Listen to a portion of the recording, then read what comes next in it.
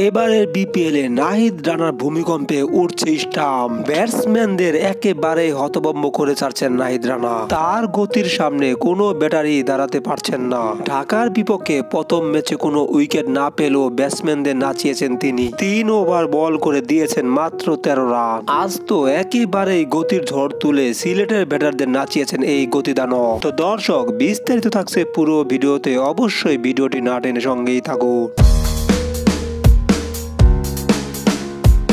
এবারের বিপিএল এ চলছে রানের বন্যা, কিন্তু অন্যদিকে ব্যাটিংদের উপর ভূমিকম্প ছড়াচ্ছেন গতি তারকা নাহিদ। আজ সিলেটের বিপক্ষে তার বলগুলো ছিল দেখার মতো। প্রথম ম্যাচেও যে ঢাকার ব্যাটারদের নাচিয়েছেন নাহিদ, এবার তো আজ সিলেটের ব্যাটারদের আরো বেশি নাচিয়েছে।